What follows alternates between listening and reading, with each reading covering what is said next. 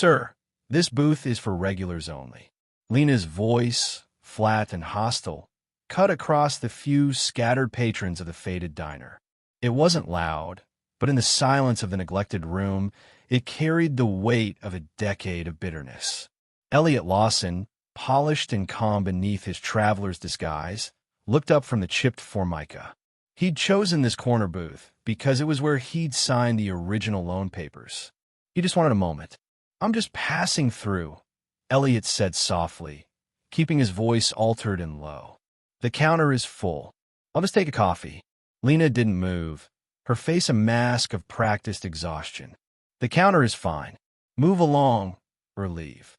She was treating him like an inconvenience, a low-tipping tourist. It was exactly the contempt he had come to find. Elliot didn't argue. He picked up his cup and walked to the counter. As he passed, he heard the faint, chilling whisper meant only for the cook, Tyrone. "That man's coat costs more than my paycheck. He thinks he's so special." Elliot took his seat, his back rigid. He felt the decade of pain resurface.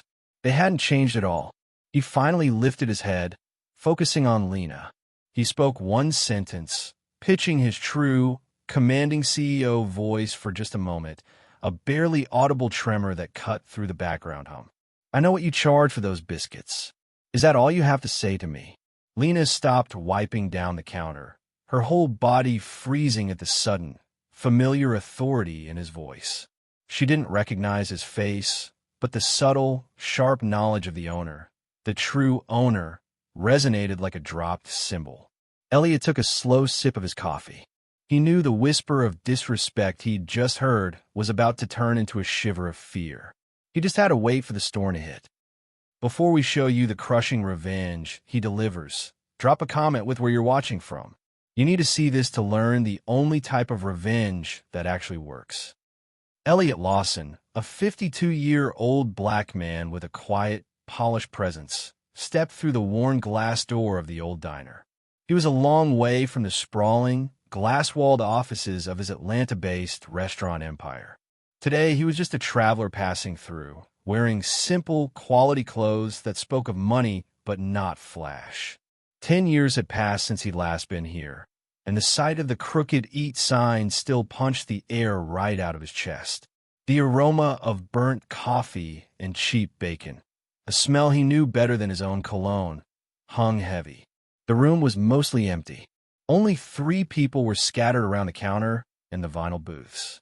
He took a seat at the end of the counter, the same spot where he used to sit and draw up the diner's original blueprints.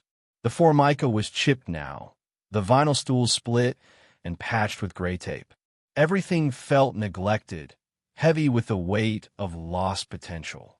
A waitress shuffled over. She looked tired, maybe 40, with a name tag that read Lena. Her eyes were flat, practiced at seeing everyone as a ghost already. "What'll you have, hon?" she asked, her voice a low drone. "Just a black coffee, please. And the grits. Extra butter, same as always." Elliot spoke softly, deliberately pitching his voice lower than his usual, booming executive tone. He focused on keeping his hands still on the counter. Lena poured the coffee. As she set the mug down, a flicker of something, not recognition, but trouble, crossed her face. She walked to the other end of the counter, where an older cook named Tyrone was wiping down a greasy flat top.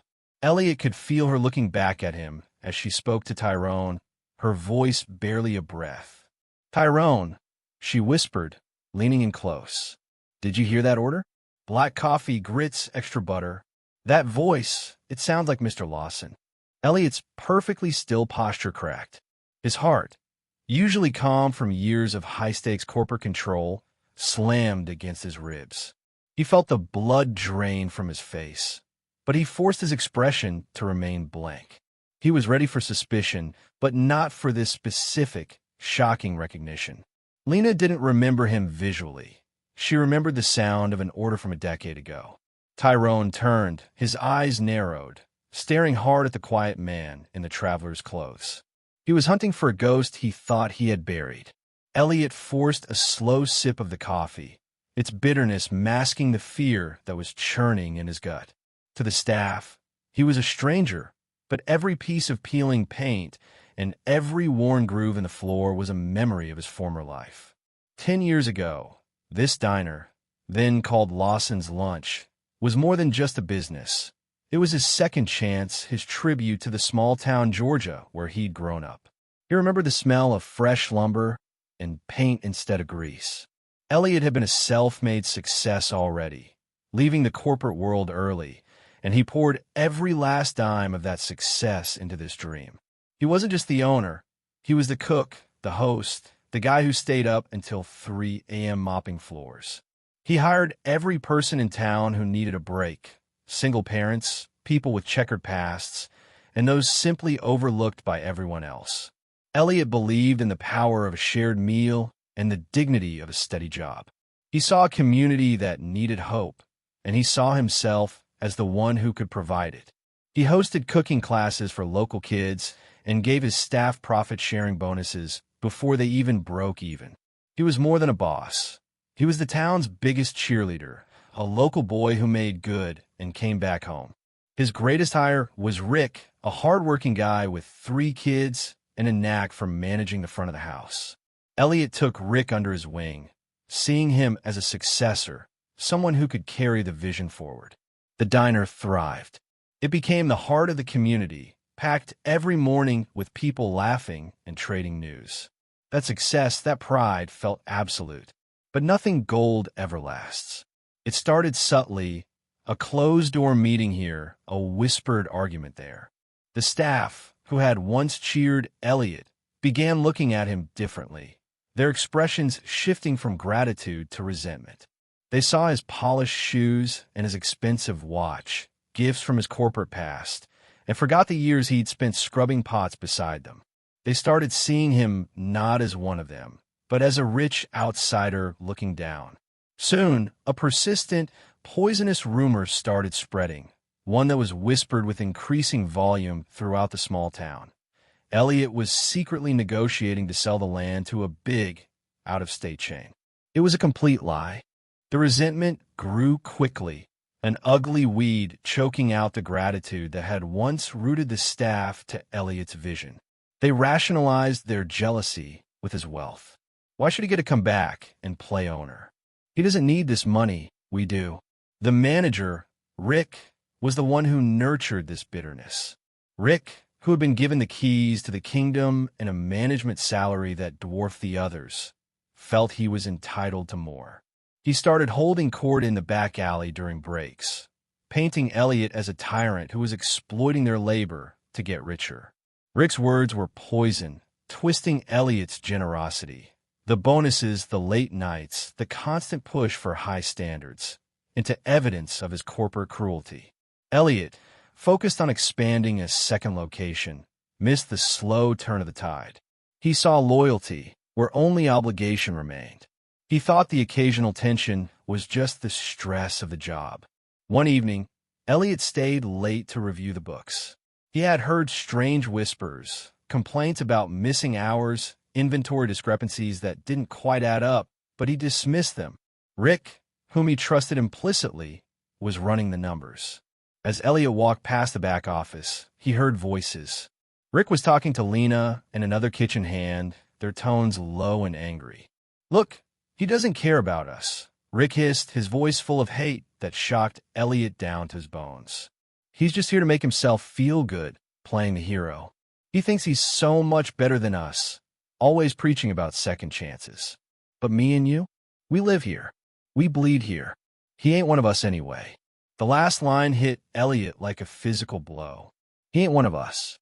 After all he had given, the truth was brutally simple. They saw his skin and his success, but not his sacrifice. Heartbreak was a mild word for the raw, dizzying ache of being completely cast out by the very people he had worked to uplift. He stood frozen in the dark hallway, unable to move, while the foundation of his dream crumbled into dust just a few feet away. The next few weeks moved like a horror movie. Rick ramped up his campaign of destruction. He took the small, genuine inventory discrepancies and used them to craft a damning narrative. He doctored time cards, shifting funds between accounts, and created fake invoices that made it look like Elliot had been skimming the profits for months. The evidence was clumsy but effective, especially since Rick controlled who saw the books. One Tuesday morning, Rick called a mandatory meeting. When Elliot walked in, he was met by a dozen cold, accusing faces. Rick stood at the head of the table, holding a stack of papers, his posture a parody of betrayal. He laid out the evidence, loudly accusing Elliot of manipulating the records and stealing from their hard-earned tips and bonuses. "He planned to sell us out all along," Rick shouted, echoing the rumor Elliot had dismissed. "He was just milking the business dry before handing it over to strangers." Elliot felt a wave of nausea. He tried to speak, to point out the clear fabrications, but his words were met with angry shouts and defensive glares. Lena and Tyrone, the two he saw now at the diner, stood right behind Rick. They didn't speak, but their silent agreement was the loudest accusation of all. They chose Rick's lie over Elliot's truth, chose their jealousy over his decade of loyalty. The ultimate humiliation came next. The entire staff walked out. They didn't quit. They performed a dramatic, organized exodus, leaving the restaurant empty, the stoves hot, and the dining room full of unfinished meals. They left Elliot standing alone in the silent, ruined diner. Faced with massive legal trouble from the framed theft, the shame of being branded a corporate crook in his hometown, and the complete collapse of his faith in people, Elliot gave up. The legal fees alone would bankrupt him. He called his corporate lawyer from Atlanta and signed over the deed to Rick and the remaining staff who had saved the business. He didn't fight. He didn't argue. He simply ceded the entire place. As he walked out the door, turning his back on the ashes of his dream, he looked at Rick, his eyes burning with a silent, iron resolve. "I will never return to this town or this diner," he swore, his voice a low, painful rasp. Elliot left the small town of Georgia and never looked back. The betrayal had stripped him of everything: his business, his reputation, and his belief in community. But it did not strip him of his ability to work. In fact, the pain fueled him. He landed in Atlanta and immediately began building again, not with hope or goodwill, but with cold, calculated determination. He started small, a high-end catering service operating out of a rented kitchen, focused on efficiency and absolute quality. His philosophy was simple: trust no one, rely only on systems. He staffed his kitchen with professionals who worked for paychecks, not friendship. There were no shared profits, no emotional speeches, and no second chances. He demanded perfection, and he got it. The catering business exploded into Lawson Fine Dining, a chain of high-profile, profitable restaurants known for their tight management and exceptional food. Elliot became a black CEO phenomenon, featured on business covers as a titan who conquered the competitive dining industry. He built a fortress of wealth and influence around himself, a silent vengeance against the small-town shame that had nearly destroyed him. He had everything now: money, power, and the respect of the entire industry. But he was also deeply and profoundly alone. He never thought about the old diner. He walled off that whole section of his memory, locking away the pain of Rick and the walkout.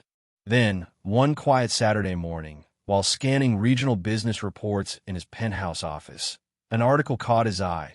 A small, local news item detailing a series of health code fines and declining revenue for a struggling Georgia diner.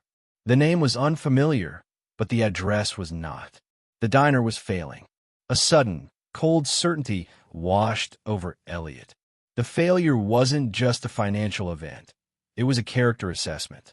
The people who took his dream, who betrayed his trust, were proving they couldn't even manage their own greed. The news sparked something dark and compelling in him. Not vengeance, but a need for closure. He had to see what became of the mess they made.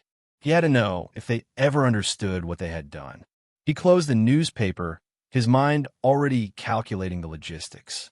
He knew exactly what he had to do, and it required that he walk straight back into the heart of his betrayal.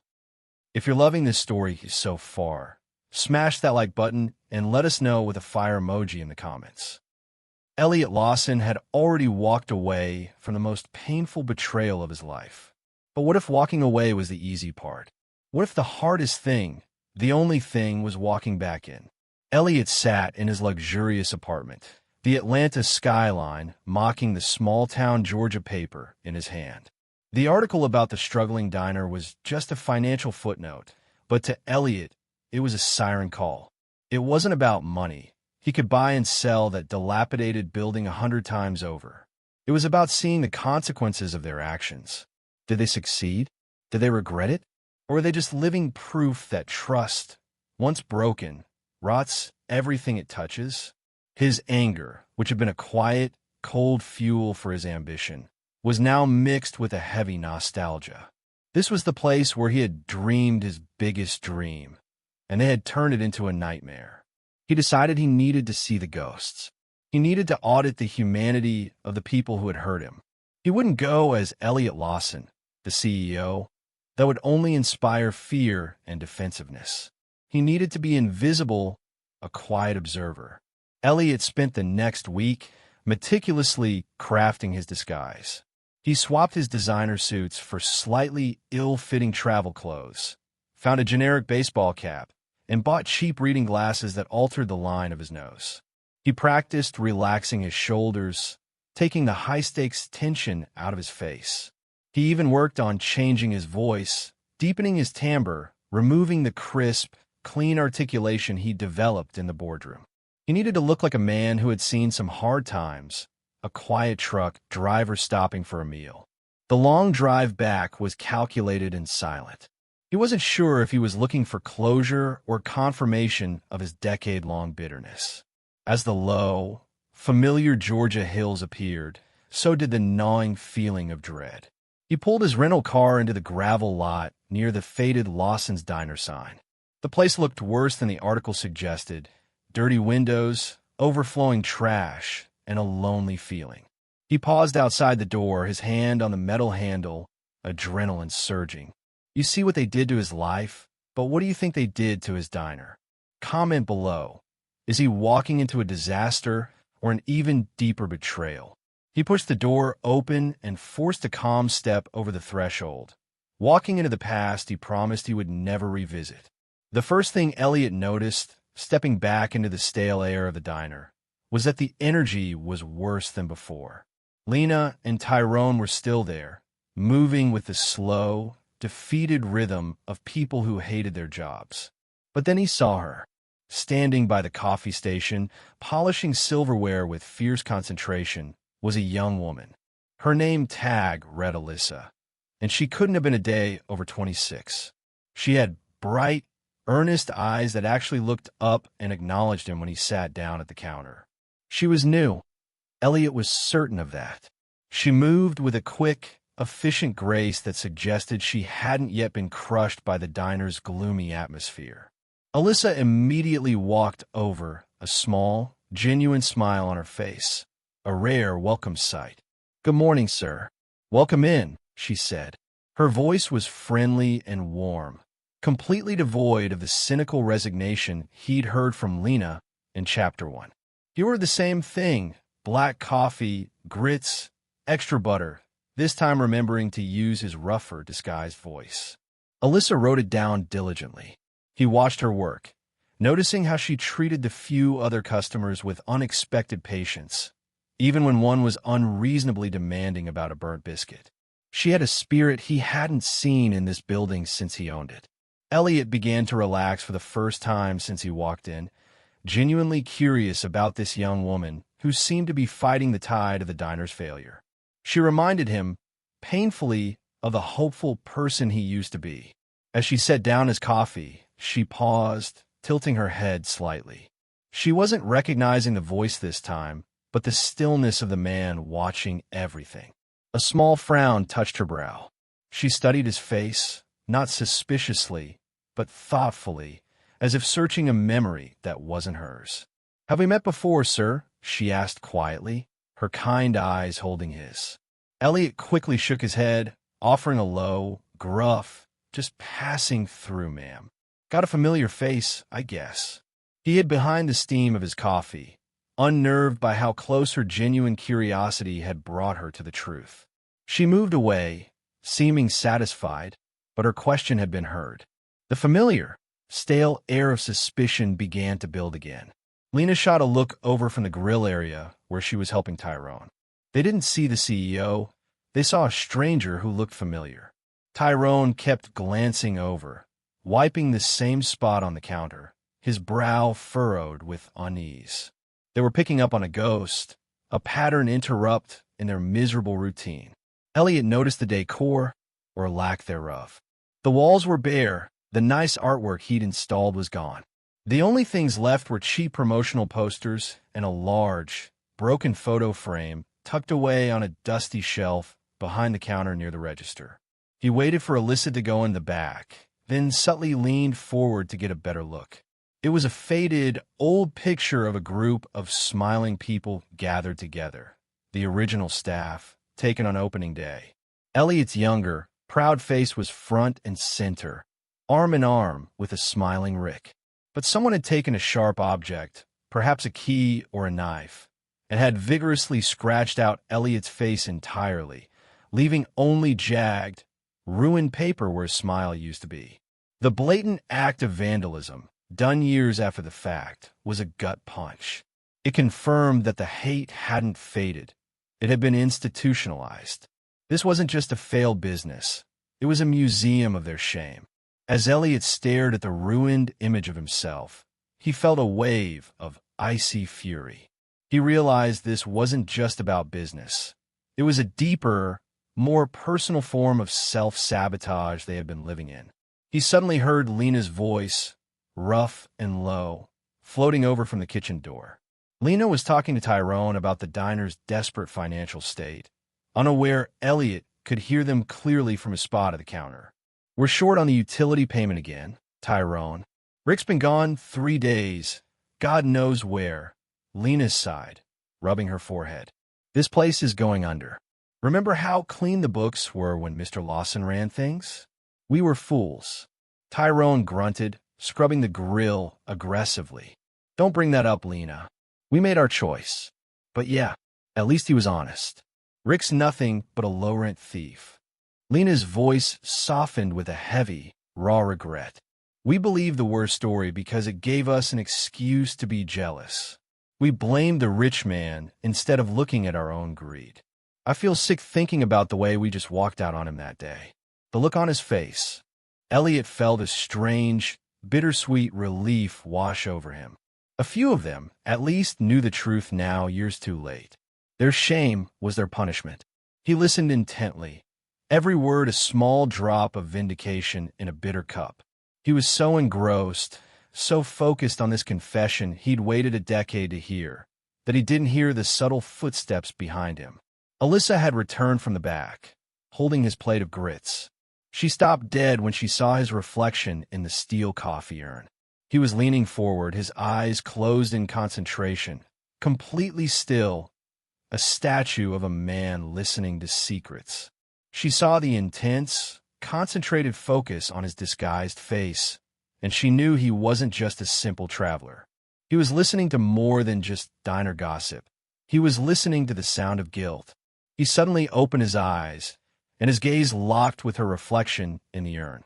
He had been caught, completely exposed in his eavesdropping. Alyssa caught him listening, and her kind eyes quickly hardened with sudden, sharp suspicion. Elliot broke the tension first, turning to Alyssa with a feigned casualness that didn't quite work. "Good food makes a man quiet," he mumbled, reaching for his grits. Alyssa didn't call him out, but she didn't drop the subject either. She sat down one stool away, setting aside her rag. She was quiet, direct, and completely fearless. "You're not from around here," she stated, "but you know the old menu, and you listen like you're waiting for a specific piece of news. I'm new, so I don't know the full story, but I know the people here have a past with the owner that they don't like talking about. Is that what you're here for?" Elliot saw a pure, honest curiosity in her. She wasn't trying to hurt him or expose him. She was trying to understand. He decided to test her character to see if the spirit of the place he built could possibly live on in a new generation. "Let me tell you a story," he began, keeping his voice low, "about a man who built a business on trust. He gave everything he had to the people who worked for him, only for them to take his hard work, lie about him, and throw him out. He walked away with nothing but shame, but he found his success again, bigger than before." "The question is," Elliot leaned in, fixing her with an intense gaze, "if that successful man came back, what should he do to the people who betrayed him? Should he crush them for revenge, or should he walk away and let them fail on their own?" Alyssa listened, her expression shifting from deep focus to shock. She knew enough of the whispers, the great Mr. Lawson scandal, to put the pieces together. The original owner, the rich man, the one who left 10 years ago. Her eyes darted from the man in front of her to the scratched-out photo behind the counter. The story wasn't a hypothetical.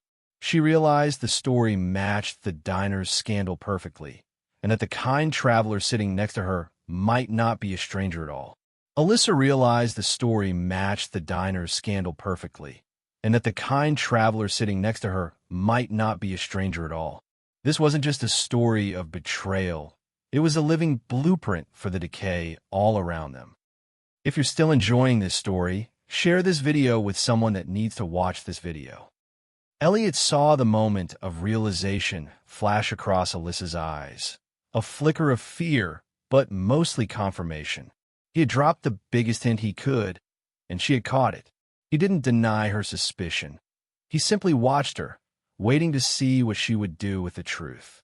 Before she could speak, the front door swung open and the mood in the room dropped like the temperature.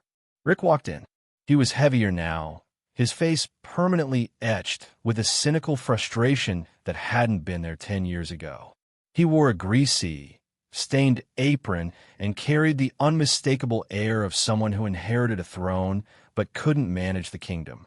He noticed Elliot immediately, not because of recognition, but because Elliot was new, quiet, and seated at the counter, a place Rick considered his domain. Rick slapped a stack of bills down on the register, glaring at Lena and Tyrone. "Where's the money, you two? The ice machine guy is here again. We need to pay him, or we're running out of cubes." The two older workers avoided his eyes, retreating further into their shame. Rick then turned his full attention to Elliot. He didn't look at his face, but at his well-cared-for hands and the quality of his coat. Rick instantly disliked the quiet polish, the stark contrast to his own miserable reality. "Anything wrong, old man?" Rick asked, his voice low and aggressive. Elliot, still keeping his voice altered and low, shook his head. "Just enjoying the grits. They're good." Rick scoffed. "You sound real familiar, though. Been through here before." He stared hard at Elliot, trying to place the deep, resonant tone, but couldn't quite grasp the memory that was a decade old. He didn't recognize the man who had been his benefactor and his victim. He only saw an unwelcome critic. The tension in the air became thick enough to cut. If you were Rick and you knew the old owner was back, would you confess your guilt or double down on a lie? The moment of truth is coming. While Rick was arguing loudly with Tyrone about the utility bill, Alyssa was suddenly moving with purpose. Elliot's story had shaken her, and Rick's sudden aggression had confirmed her suspicions. The current state of the diner, the filth, the fear, the unpaid bills, was proof that the victims of the scandal were actually the destroyers. She remembered seeing Rick toss a bunch of old papers into a box in the storage room last week. She slipped past the kitchen door and into the cluttered, dusty office. The box was still there, full of old business ledgers, faded receipts, and the original, beautiful menu designs Elliot had commissioned. Digging through the junk, Alyssa found a worn, thick envelope tucked deep underneath the register's drawer liner, a place Rick clearly hadn't bothered to check since he took over. It was addressed simply to the staff of Lawson's Lunch. The ink was Elliot's unmistakable, precise corporate hand. She carefully broke the brittle wax seal and unfolded the page. The letter was short, written the night Elliot left 10 years ago, after the walkout. The words weren't angry or hateful. They were painfully honest. "I'll leave the diner to you. I could fight you, but I won't because fighting would mean I never understood the people I was trying to help." The last line was the most devastating. "I forgive you for what you did to me, and I hope you find forgiveness for what you did to yourselves." Alyssa felt a wave of aching sadness. They had framed him, humiliated him, and watched him leave, and his last act was to forgive them and give them the business. This letter, the core of his decency, had been hidden, never opened, never read. It was proof that Elliot had walked away with grace, while they had stayed and drowned in their own guilt and lies. The true betrayal wasn't in the walkout. It was in burying this letter and choosing to believe the worst. Heart-pounding, Alyssa marched out of the back office, the brittle, faded letter held tightly in her hand. She walked straight to Lena and Tyrone, who were trying to duck Rick's latest verbal abuse. "Stop it, both of you," Alyssa commanded, her voice surprisingly strong. "All this misery, all these lies, it has to stop." She slammed the letter down on the stainless steel prep table. "You know who this is from? He didn't abandon you. He didn't sell you out. He forgave you. He gave you the diner. And you buried this letter for 10 years to keep believing your own lie." Lena and Tyrone stared at the paper, their faces collapsing into a mixture of shame and terror. The ghost they had been trying to ignore, their own terrible choice, was suddenly physical and visible. "The business is failing because the hate you built it on is poison," Alyssa continued, her voice shaking but firm. "You destroyed him, and then you destroyed the place he built for you." Before either of them could respond, Rick strode over, attracted by the sudden intensity of the argument. He grabbed the paper, quickly scanning the familiar, elegant handwriting. The fear in his eyes turned instantly to panic, then to defensive rage. He realized the quiet traveler at the counter was a secondary problem. The primary threat was this piece of paper exposing his decade-long lie to his co-owners. He couldn't let the guilt win now. He deserved what he got.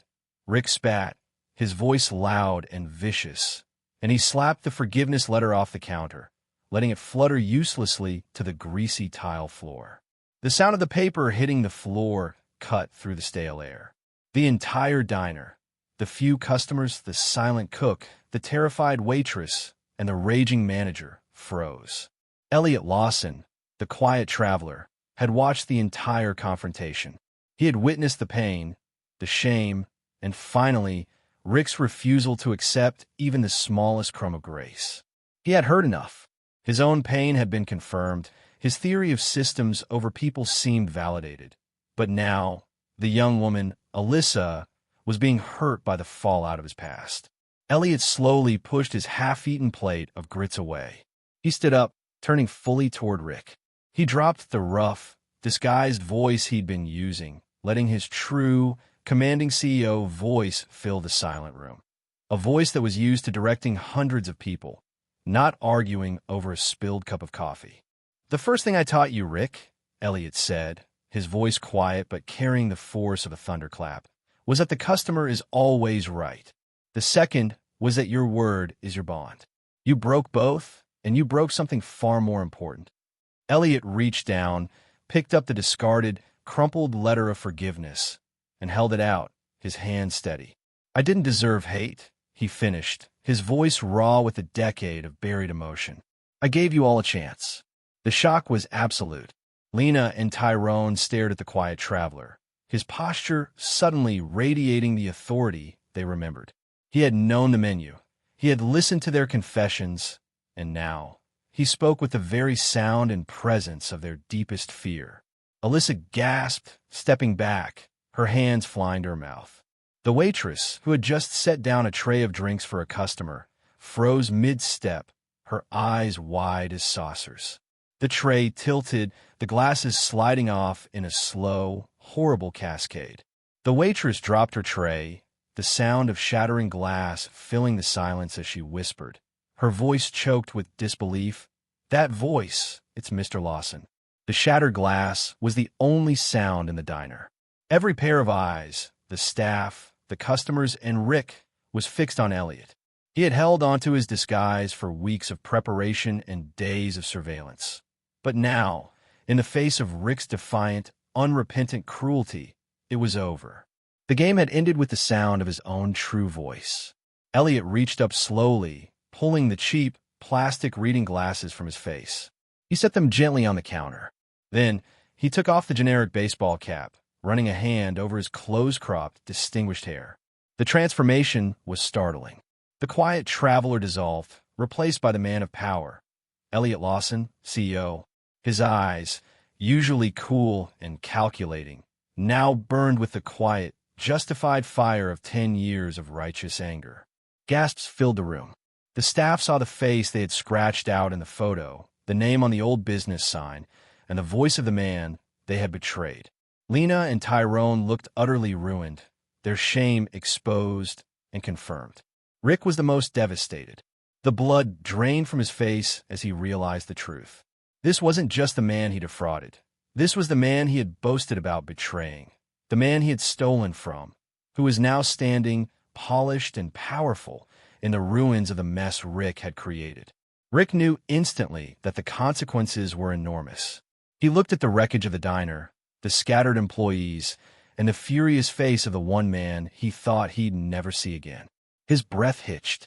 He didn't try to defend himself. He didn't apologize. He simply turned, pushing past the swinging kitchen doors and running blindly out the back exit, desperate to escape the inevitable judgment. Elliot watched him go, knowing that the punishment he faced was nothing compared to the quiet, bitter vengeance of his own cowardice. Elliot watched Rick run, knowing that the punishment he faced was nothing compared to the quiet, bitter vengeance of his own cowardice. The door slammed shut, leaving the diner in a state of stunned, shattering silence. If you're loving this story so far, don't forget to smash that subscribe button so you don't miss the next story. The moment Rick was gone, the tension didn't break. It shifted into heavy, raw grief. Lena, the tired waitress from Chapter 1, sank onto a nearby stool, covering her face with shaking hands and weeping silent tears of regret. Tyrone, the cook, turned off the grill burners and stood leaning against the stainless steel, his shoulders slumped in defeat. Elliot, the CEO, stood calmly, letting them process the decade of lies that had just been incinerated by the truth. He looked at the wreckage, the broken glass, the forgotten patrons, and the shattered dignity of his former staff. Finally, Tyrone pushed off the wall and walked slowly toward Elliot. His eyes were red but clear. "Mr. Lawson," he choked out, his voice thick with shame. I am so sorry. Rick told us you were stealing from the kids' education fund. We were jealous, and we were stupid. We never even looked at the books. We just believed." Lena raised her tear-stained face. "We deserved this mess. We destroyed your kindness. We're sorry." But it was Alyssa who mattered most. She stepped forward, not with tears, but with a fierce, quiet desperation. She wasn't apologizing for the past. She was fighting for the future. "Please, Mr. Lawson," she begged, her voice steady. "They changed. Maybe not completely, but they're here. They've been trying to keep this place going even though Rick has bled it dry. Don't judge the whole staff by what happened 10 years ago. Judge them by the fact that they are standing here now, begging for your forgiveness. We've changed. See that?" Elliot looked from the raw honesty of Alyssa's face to the crumpled form of his old letter in his hand. He hadn't come for an apology, but he realized he had gotten something much more profound. The bitter truth followed by genuine contrition. He smiled, a thin, tired expression that erased the CEO's hardness and revealed the man who had built the place. "I forgave you years ago," Elliot said softly, placing the crumpled letter on the counter as a symbol of the old pain he was finally letting go. The only person who still had to live with the hate was Rick. Elliot spent the next few hours with Lena, Tyrone, and Alyssa. He didn't yell or issue orders. He simply asked questions, analyzing the true extent of the financial damage, which was worse than he imagined. The diner was days away from foreclosure. He realized the irony. Rick's betrayal had saved Elliot, making him a billionaire. But their collective guilt had ruined them. Now, Elliot stood at the crossroads of revenge and redemption. He looked at the small group, the old hands, humbled and reformed, and the new blood, Alyssa, who represented the hope he'd lost a decade ago. He knew he couldn't just bail them out. They needed ownership, a real second chance rooted in responsibility. Elliot sat them down in a booth. "I'm not doing this out of charity," he said, his CEO tone returning, but tempered with compassion. "I'm doing this because I believe in the dream I had for this building. And Alyssa, you seem to be the only person who hasn't let the poison touch your work ethic." He then made his offer, one that surprised them all with its audacious fairness. He would buy back the diner at its current low value, pay off all the debt, and refurbish the building. But the title would be held by a new trust run by the employees. Lena and Tyrone would retain management positions, and Alyssa would be the new, co-equal operating manager, giving them 51% ownership collectively. Elliot would only retain 49% as an investor and advisor. He smiled faintly. "You'll run it equally. Every single decision will be yours. If you fail together. If you succeed together. You still trust us?" Alyssa whispered, echoing the disbelief of the entire room. Elliot nodded. The betrayal had cost him his ability to trust, but he was willing to invest in their ability to earn it back. 6 months later, the diner was unrecognizable. Elliot's architects and designers had restored the space, keeping the original charm but elevating the atmosphere. The chipped formica was gone, replaced by warm wood and bright, clean tiles. The old, cynical staff was gone, replaced by a mixture of Lena, Tyrone, and Alyssa's new hires, all dedicated to the renewed mission. The broken sign was replaced with a shining new one, Lawson's Table. The grand reopening was a community event. Elliot stayed in the back, observing, letting the new leadership take the spotlight. Alyssa, energized and confident, worked the room, guiding the new staff with efficiency and kindness.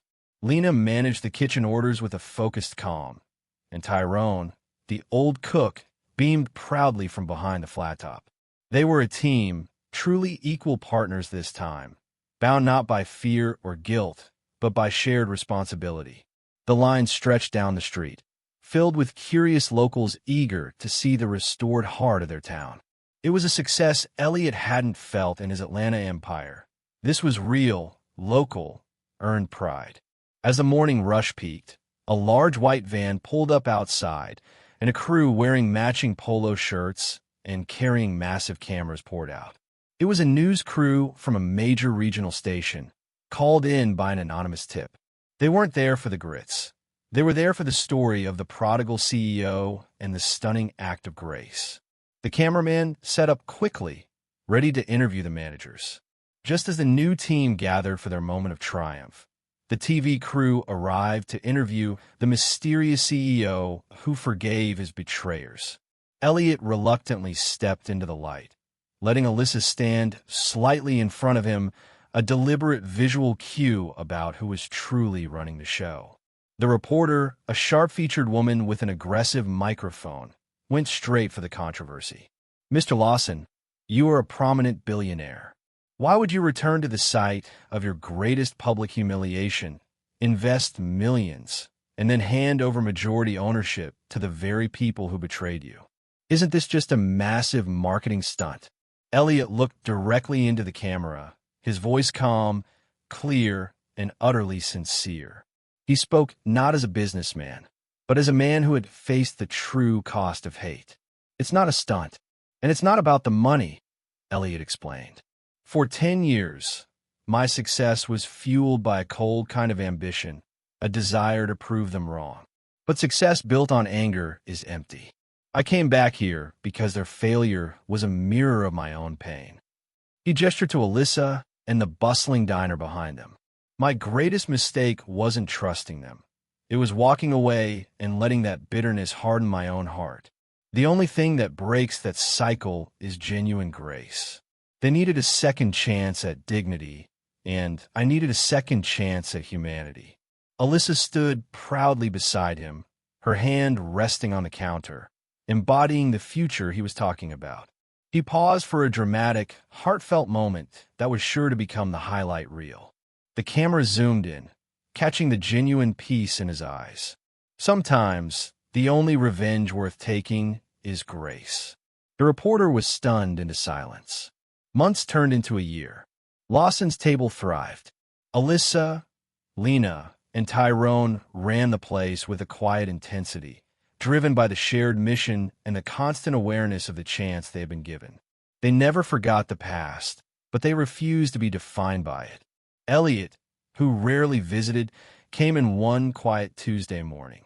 He sat alone in the booth he had chosen on the day of the revelation, the morning sun streaming through the window, finally clean. He ordered his usual black coffee, grits, extra butter, and ate slowly, savoring the food and the quiet sense of fulfillment. He wasn't rich here.